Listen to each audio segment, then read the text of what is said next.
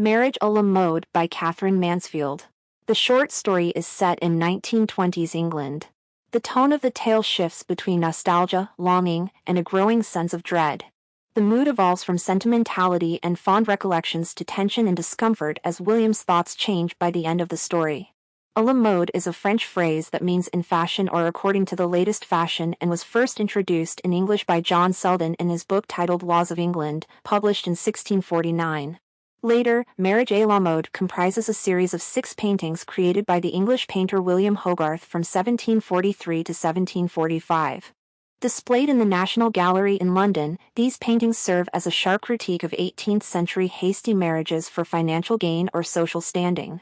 Marriage à la mode is also a restoration comedy by John Dryden that was first performed in London in 1673 by the King's Company. Dryden's play is a blend of prose, blank verse, and heroic couplets, and its title, much like Mansfield's short story, suggests that marriage is treated as a fashionable societal convention rather than a union rooted in love or genuine relationships between the couple. Marriage à la mode is a modernist fiction narrated from the first-person perspective of William. This narrative extensively uses internal monologue to delve into William's inner turmoil and desires. The tale contains flashbacks and reminiscences, as William recalls past moments and holidays with his family, emphasizing the feeling of nostalgia. William's stream of consciousness is evident as his thoughts flow continuously, often without clear breaks or transitions. The core of the short story revolves around the strained relationship between William and Isabel. William's perception of a changing, new Isabel and their disagreements about lifestyle and friends are significant. The transformation of Isabel from a more traditional role as a wife and mother to the new Isabel is influenced by her trip to Paris with Moira Morrison and her bunch of artistic friends. William's sense of isolation and alienation is palpable throughout the passage. His dread is evident in returning home as he feels like an outsider in his own home, surrounded by Isabel's friends who are unfamiliar to him. The couple is unable to reconnect and clearly has different priorities as Isabel prioritizes her friends above her relationship with William by reading his love letter aloud to her disrespectful friends, while William yearns to rekindle their past romance. The love letter indicates William's desperate attempt to salvage their relationship as he begins with "My darling, precious Isabel," but is aware of the growing distance between them. Suggested by the letter's line, "God forbid, my darling, that I should be a drag on your happiness." Marriage à la mode highlights the lack of effective communication between William and Isabel. They seem to talk past each other, and this miscommunication contributes to their marital problems. Isabel's response to William's concerns about her changes is defensive, suggesting she's aware of how she's perceived but does not take practical steps to mend the rift in her marriage. "Just because I've got to know really congenial people and go about more, and am frightfully keen on everything, you behave as though I'd killed our love or something."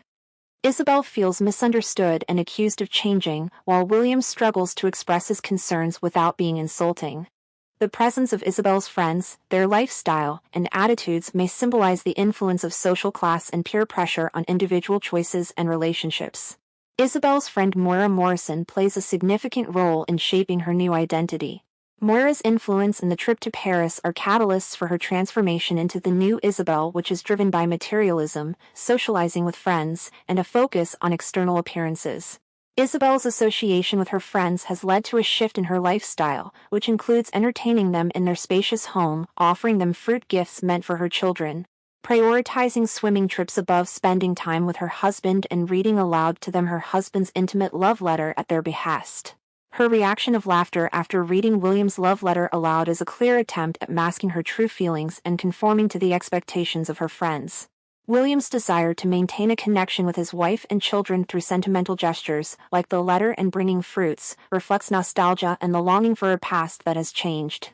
His fond memories of past holidays and family moments, such as Isabel wearing her hair in a braid and the boys sleeping with intertwined feet, echo sentimental longing for a time long gone. The fruit, specifically the melon and pineapple, symbolize William's desire to bring something special for his sons. They also represent his attempt to maintain a connection with his family through tangible gifts. William's choice to travel in a first-class train carriage symbolizes William's yearning for a sense of belonging and luxury amidst the growing disconnect in his family life. It is where he buries himself in legal papers during the journey to momentarily escape from his growing dread and the changes he has observed at home. William's vision of Isabel as a beautiful and soft rosebush is soon overshadowed by his concerns about the new Isabel and her friends, symbolizing the idealized image he holds of her and his nostalgia for their earlier, simpler relationship. The salmon ate for dinner and Isabel's preoccupation with it symbolizes her inability to understand where things have gone wrong in her relationship with William. It represents the uncertainty and confusion surrounding their marriage. The love letter that William composes and sends to Isabel symbolizes his yearning for a rekindling of their love and a reconnection, representing his desire to express his emotions. It becomes a powerful symbol of William's sentimentality and his wish to repair the rift between them, even though it is met with ridicule and laughter by Isabel and her friends.